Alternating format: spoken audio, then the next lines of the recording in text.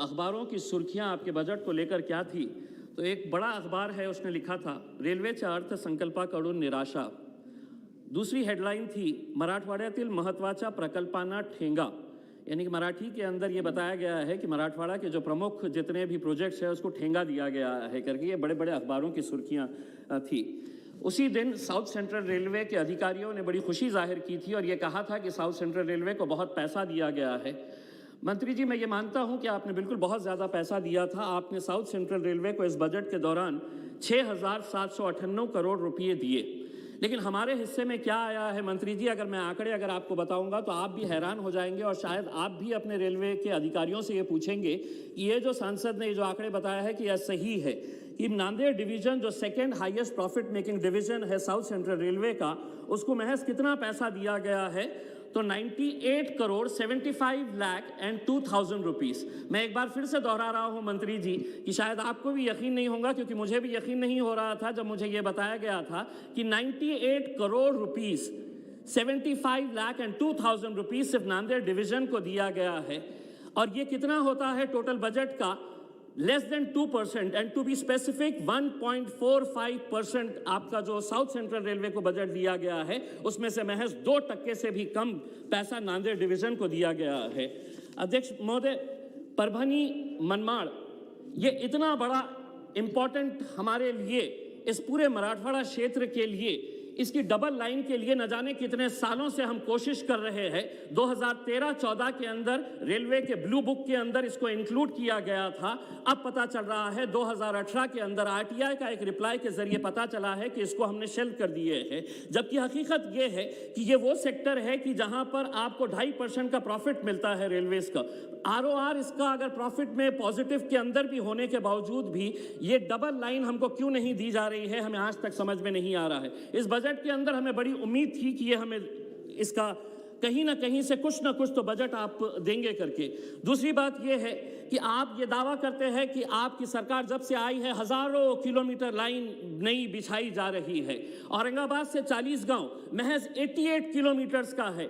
आप अगर अखबारों की सुर्खियां अगर उठाकर देखेंगे, निवेदन अगर आपके रेलवे अधिकारियों से पूछेंगे कि कितने सालों से ये कोशिश की जा रही है, महज 88 किलोमीटर्स अगर औरंगाबाद और 40 गांव की अगर लाइन बनाई जाती है तो आज औरंगाबाद के अंदर डीएमआईसी आ रहा है, दिल्ली मुंबई इंडस्ट्रियल कॉरिडोर, समृद्धि लाइन वहां से गुजर रही है, ड्राई पोर्ट जालना के अंदर आ रहा है, तो फ्रीट का कितना बड़ा आपको एक बिजनेस वहां से मिलने वाला है। लेकिन 88 किलोमीटर्स महज आप ये लाइन हमको सैंक्शन नहीं कर रहे हैं। तीसरी बात यह है कि हम औरंगाबाद को मॉडल रेलवे स्टेशन के लिए आपने अप्रूव किया था। आज 5 सालों से रेलवे अधिकारी कहते हैं कि अब शुरू होने वाला है, अब टेंडर निकलने वाला है, हम इसका स्टेटस क्या है यह आपसे जानना चाहते हैं।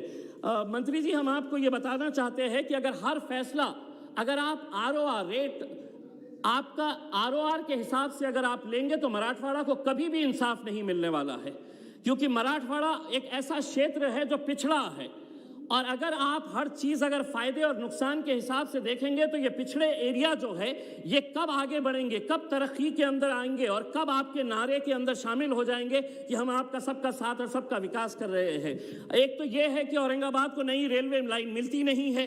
बड़ी मेहनतों के बाद 11 साल के बाद एक रेल सैंक्शन की गई थी, एक रेल जो औरंगाबाद से होकर गुजर रही थी, जो कोल्हापुर धनबाद, ये यहाँ के मराठवाड़ा के जैन समाज के लोग थे। 11 साल तक लगातार मेहनत किए कि ये रेल औरंगाबाद से होकर गुजरे ताकि उनके तीर्थ स्थान जो है झारखंड से जोड़े जा सके। साथ ही साथ बुद्धिस्ट और हिंदू भाइयों के लिए भी ये बहुत बड़ी धार्मिक स्थलों को जोड़कर जाने वाली ट्रेनें थी। लेकिन हुआ यह है कि अब 19 फरवरी से एक नोटिफिकेशन जारी हुआ है आपके पास से कि औरंगाबाद और जालना इसके बाहर कर दिया जाए, क्योंकि ये हमारे लिए फिजिबल नहीं हो रहा है। हम एक बार फिर से आपको ये कहना चाह रहे हैं, ये पिछड़े इलाके हैं। एक बार ये पिछड़े इलाकों को अगर आपकी ज़रूरत है, अगर ये ज़रूरत है, अगर आप हमारी पूरी नहीं करेंगे तो कौन करेगा। आज हम ये मांग कर रहे हैं कि औरंगाबाद अहमदनगर पुणे लाइन का सर्वे किया जाए। औरंगाबाद को अगर पुणे से जोड़ा जाए तो पुणे और औरंगाबाद के अंदर जो यंगस्टर्स, स्पेशली जो IT सेक्टर के अंदर काम करने वाले लोग हैं, उनको कितना फ़ायदा मिलने वाला है।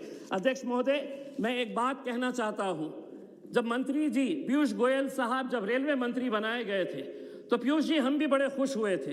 हमें बड़ी खुशी इस बात की थी कि चलिए महाराष्ट्र का सुपुर्द आज इस देश का रेलवे मंत्री है, कहीं ना कहीं आप मराठवाड़ा के साथ इंसाफ करेंगे, एक उम्मीद हमारे को भी जगी थी। लेकिन आज अगर हम ये देखते हैं कि आप मराठवाड़ा के जैसे आप साउथ सेंट्रल रेलवे के नांदेड़ डिवीजन को महज 98 करोड़ रुपये अगर आप देते हैं, तो आप बताइएगा कि आप में और दूसरे रेलवे मंत्रियों ने जिन्होंने लगातार हमारे क्षेत्र के साथ नाइंसाफी की है, उनमें और आप में क्या फर्क है? हमने बहुत उम्मीदें आपसे लगा के रखे हैं। हम तो ये कहते हैं कि पीयूष गोयल जी है तो मुमकिन है, लेकिन ये मुमकिन क्यों नहीं हो रहा है कि आप सबको बांट रहे हैं और हमें नजरअंदाज कर रहे हैं? पीयूष जी, मैं आपसे हाथ जोड़कर विनती करता हूं, बहुत सारे मुद्दे हैं, हमारी बहुत बड़ी बड़ी मांगे नहीं है, लेकिन जो मांगों के लिए पिछले 10, 15, 20 सालों से हम मेहनत कर रहे हैं, रेलवे बोर्ड एक लाइन के अंदर लिख के भेज देता है कि we have shelved this project. क्यों? वहां के लोग अगर ये मांग कर रहे हैं, एक मिनट, वहां के लोग अगर ये मांग कर रहे हैं तो उनकी जायज मांगे हैं। मैं पीयूष जी आपसे विनती करूंगा कि मराठवाड़ा के जितने भी सांसद हैं उनकी एक मीटिंग आप मुंबई के अंदर ले और तमाम अधिकारियों के साथ जो जो आपसे मुमकिन हो सकता है वो करें। पीयूष जी, औरंगाबाद के अंदर एक बुजुर्ग शख्सियत है मैडम, ओम प्रकाश वर्मा नाम का, इसने अपनी पूरी जिंदगी रेलवे के मुद्दों के ऊपर गुजार दी। रेलवे मिनिस्टर्स के पास जाते हैं, साउथ सेंट्रल रेलवे के हेडक्वार्टर जाते हैं, हैदराबाद जाते हैं, नांदेड़ जाते हैं। ये बंदे ने पूरी जिंदगी अपनी गुजार दी। जो भी पेंशन का पैसा आता था, ये रेलवे का एक बहुत बड़ा एक्टिविस्ट था। कुछ महीने पहले पीयूष जी, उसने इतनी बड़ी फाइल्स मेरे पास लेकर आया और उसने ये कहा कि साहब इतने सालों से मेहनत कर रहे, लेकिन हमको एक बात समझ में आई कि मराठवाड़ा के लिए आवाज़ उठाने वाला और मराठवाड़ा के साथ इंसाफ करने वाला कोई नहीं। उस बुजुर्ग शख्स